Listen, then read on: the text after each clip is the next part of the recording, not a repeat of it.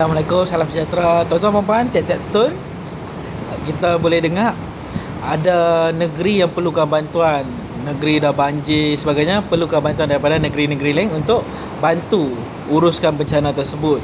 So sebagai negeri yang membantu, orang yang membantu ni, penyelamat yang membantu ni, dia kena pastikan dia pergi sana betul-betul dapat bantu rakan-rakan dia di negeri yang terjejas. Okey, dia jangan pergi sana bawa bekalan yang tak cukup, akhirnya turut menjadi mangsa di negeri yang terjejas.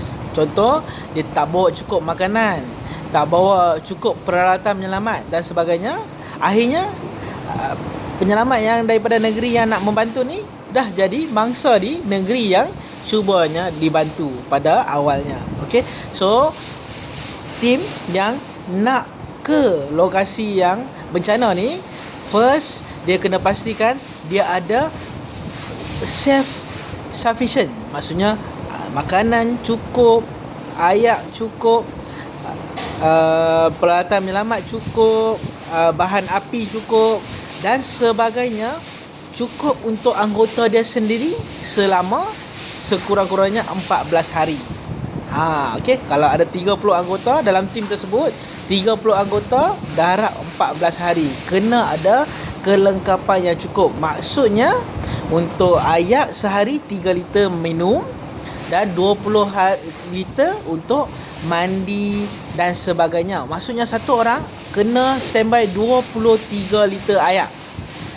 Darab 30 akan jadi lebih kurang 700 liter air sehari.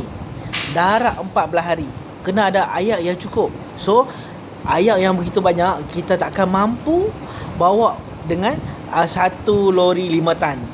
Sangat banyak kan? So, kita kena fikir cara macam mana air yang sungai dan sebagainya di negeri yang dilanda bencana tu, kita dapat tapis, kita dapat rawat dan selamat digunakan kepada tim kita selama 14 hari. So kita kena ada peralatan yang digunakan untuk merawat air.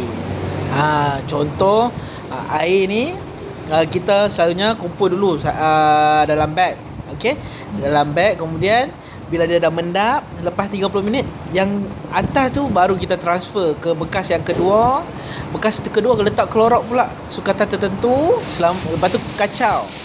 Okey, agak-agak 30 minit, kemudian barulah kita biarkan, kemudian barulah dikatakan selamat digunakan lepas dah cek pH dan sebagainya.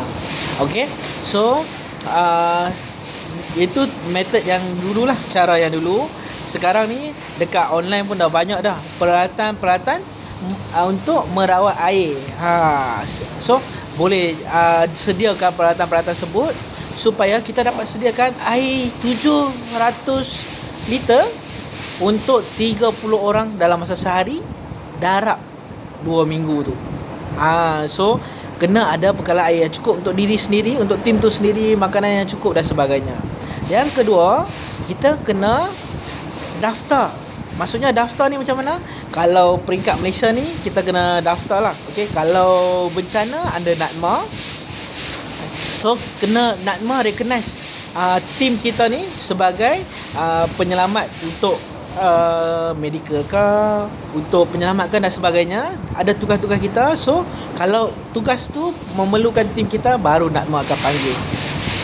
Okey, kalau ada krisis, selalunya MKN lah, Majlis Keselamatan Negara. Dia yang akan tentukan, okey, tim ni ada tugas-tugas macam ni, masa ni perlu tugas ni.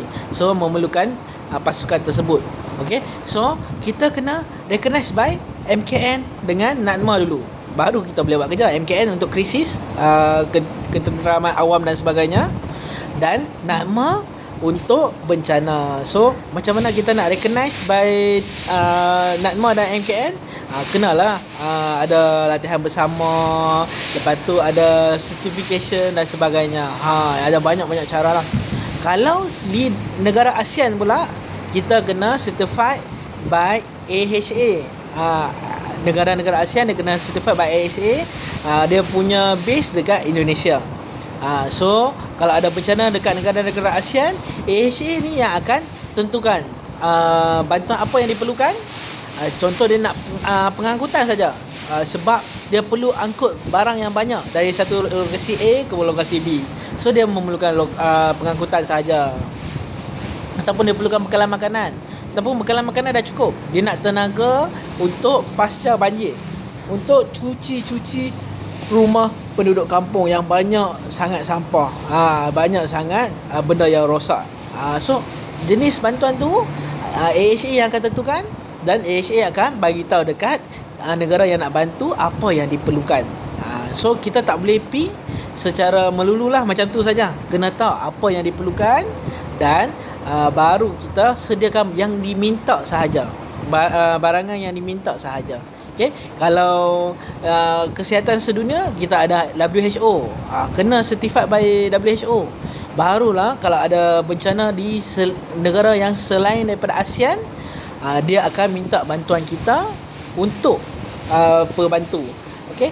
Kenapa kita kena certified by pasukan-pasukan ni? Sebab tim-tim ni first dia akan tetapkan piawaian standard. Okay? Kalau nak rujuk pesakit, kena guna borang apa. Kalau nak rawat pesakit, kena guna borang apa. Dan nak tutup hari ke-14, nak tutup camp tu, PKTK tu, nak rujuk borang apa dan sebagainya. So kalau kita tak tahu borang apa nak dipakai, nanti kita akan kelang kabut masa nak tolong orang tu. So kita kena bersedia dengan latihan dan sebagainya dari awal lagi. So setakat ini dulu, nanti kita sambung lagi dalam episod 2. Terima kasih kerana menonton.